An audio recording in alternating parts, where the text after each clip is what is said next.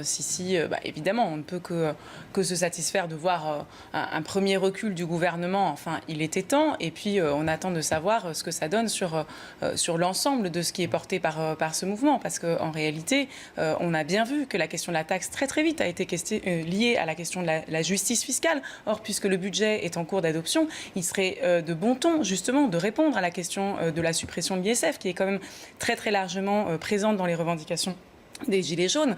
Et on voit que ici, on a le sentiment d'une débandade, d'une cacophonie, d'abord moratoire, puis finalement suppression de la taxe. Mais surtout, on a le sentiment d'une incompréhension totale de ce qui est en train de se jouer actuellement dans le pays.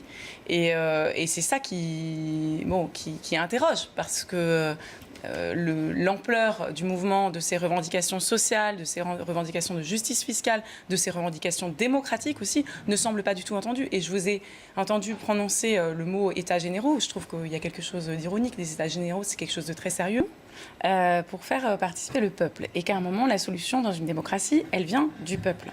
Donc la question, c'est pas tant un remaniement ministériel, c'est est-ce qu'il est prévu à un moment de demander l'avis des Français, non pas par d'obscurs États généraux, que vous appelez comme ça, qui dissolvent les grandes questions de politique nationale dans des petits débats locaux, territoriaux, mais est-ce qu'il est prévu à un moment d'avoir recours aux urnes pour pouvoir sonder l'avis des Français, et pas seulement sonder l'avis des Français, mais permettre aux Français, car c'est bien, ça doit être le cas dans une démocratie, d'être représentés.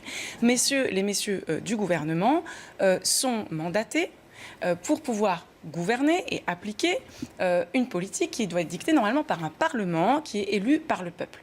Donc moi, quand j'entends la discussion sur va-t-il y avoir ou non un remaniement, va-t-il y avoir un changement de Premier ministre, la question c'est y a-t-il un changement de politique? On a bien entendu qu'il n'y aurait pas de changement de politique. À un moment, il y a une demande de changement politique dans le pays. Elle s'exprime très fortement. Elle s'exprime d'ailleurs de façon nouvelle. Vous qui étiez censé représenter le nouveau monde, vous devriez un peu entendre la façon nouvelle avec laquelle cette demande politique s'exprime. C'est une nouvelle forme de mobilisation.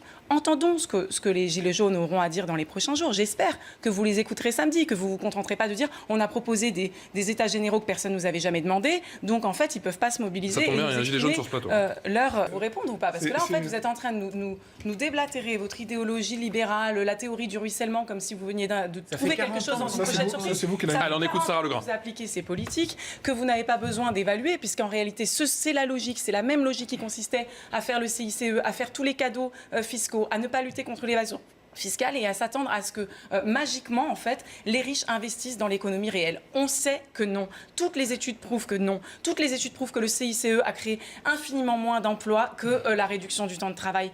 Donc, vous êtes en train de prolonger une politique qui ne marche pas.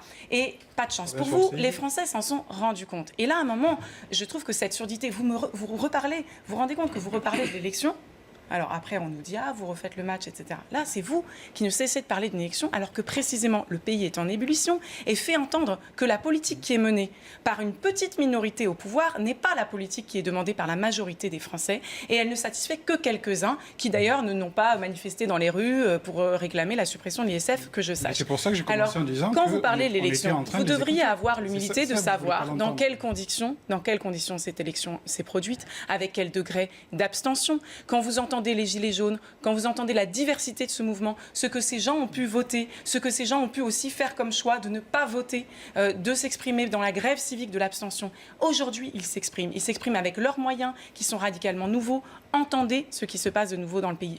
Je vous en conjure, parce que c'est une situation historique à laquelle vous assistez. Et là, c'est vous qui voulez pas l'entendre. Non, vous présentez justement, vous proposez des choses qui sont typiquement l'ancien monde. Vous voulez des représentations à l'ancienne, vous voulez des concertations à l'ancienne, des comités machin truc avec des experts dedans. Vous n'entendez pas même le nombre de revendications qui sont actuellement portées par un mouvement qui ne cesse de réfléchir à ce qu'il faut faire et qui ne cesse de proposer des solutions pour l'intervention du peuple.